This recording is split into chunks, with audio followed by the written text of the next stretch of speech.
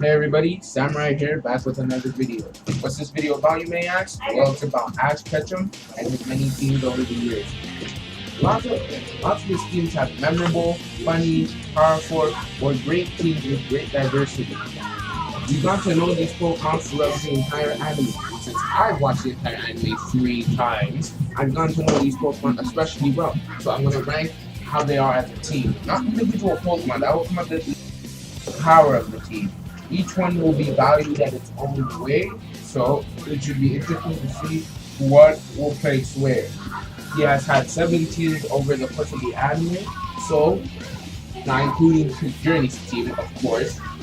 So we'll start in 7th place with the Kalos team. Lots of people are expecting Unova to be in this place. I don't blame you. Unova's team lacked a lot of power than Crocodile Ignite.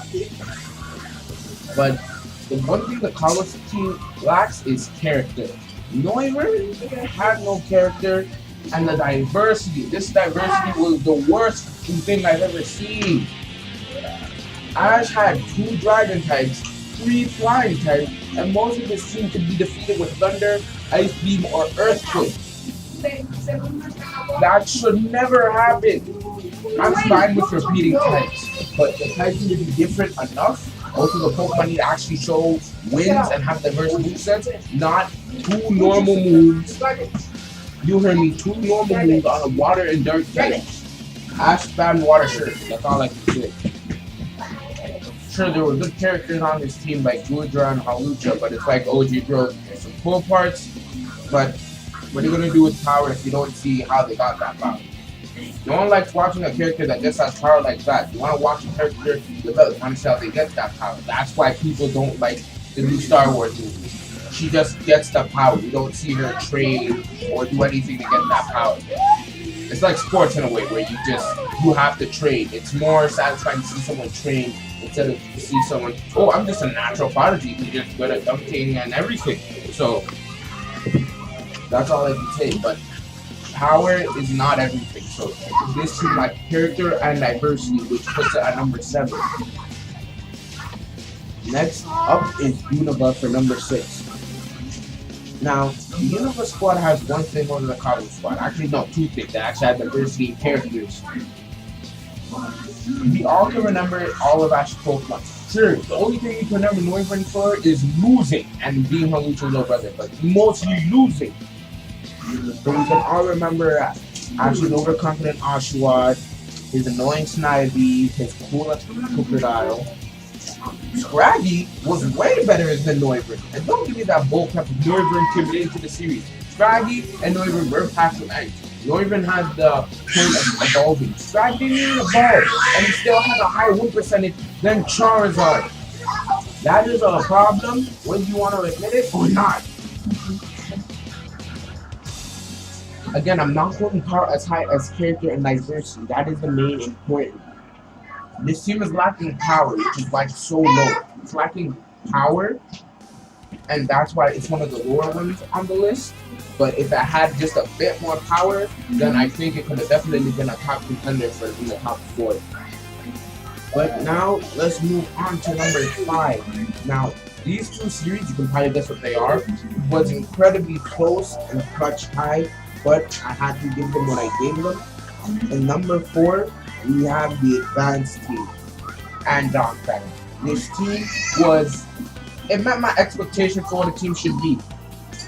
It wasn't going above and beyond. It met my expectation, not as much because of how it was kind of weak, but clearly definitely helped with the diversity part.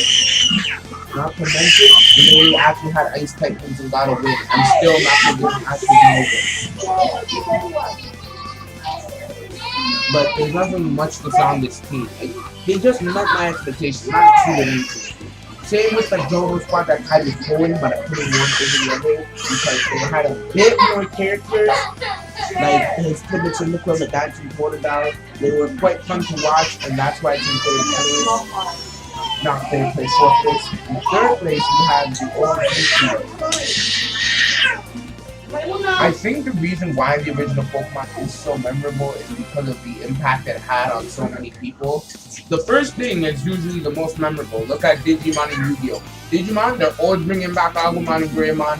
With Yu-Gi-Oh! I can't go out in game not seeing Yu-Gi, Kaiba, Blue Eyes White Dragon. Those things are so iconic because they were the first ones that I rarely see them advertising the new Yu-Gi-Oh! Series at all. But name the last time you saw a Brains trial that.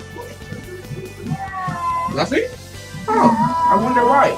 Because they only care about what's iconic and they know that's gonna sell. Even kids today will know who the Blue Eyes White Dragon is, or know who. They probably don't know who Rainbow is. That's weird. They'll know what Digimon is. They don't know any Digimon, but they'll know what Digimon is. That's a better assumption. But yeah, because this team was the first one so iconic that this team has a lot of personality, not so much in power, but it's still there with Charizard, Squirtle, and Bulbasaur. But you know, again, this team just meets my expectations, but exceeds them by a little bit, which puts it in the 3rd place. So take that as you will. But now we're going into the 2nd place. This was the closest one, and you already know what these two are. Sinnoh. Sinnoh. It was a split decision between this team and the other one, which you already know is the #1. This team exceeds my expectations, and that's what I want. All the Pokemon had personality. Even Gibble, who was introduced late into the series, but still made an impact. Noivern, I'm looking at you. So much so that people still want Gibble to evolve because it was good. It made an impact. Sure, Ash had more than one ground type on that team, but at least when he repeated types on that said team, Gliscor got some development. Torterra lost some matches, not gonna lie. Gibble was hilarious to watch and still made an impact. Infernape, yeah, that's too much. Weasel actually contributed. Actually had some water type moves other than Water Shuriken. So that's why this team is probably the best. It does the best with diversity and what it can do. It rarely tries to repeat heights. All the Pokemon had a character, so it exceeded my expectations. Now, in #1, this was the hardest choice. At #1 is Sun and Moon. Sun and Moon as a series is great. I never felt all the Pokemon felt like they were a family. I love all the Pokemon backstory, from Incineroar's heart-touching backstory to Lycanroc's Ula arc. Rowlet and Melmetal's ability bond way better than Noivern's. How we chose, but we're not going to get into that. This series was great. The whole team felt like a family. Naganado coming back, well, some people say it was amazing, and I see why they feel like that. I think I liked it coming back. The ending battle was great. This team had diversity, and at the end of the day, I enjoyed this team among as much as I enjoyed the Sinnoh team, but Incineroar's backstory pulled it over the edge just a bit. But then again, that's my idea. Click, share, like, subscribe, share. I actually forgot to record this bit. Apparently, the audio got cut off, so I have to record this bit at like 2:49 a.m. So I thought just to get it real quick. So, adios.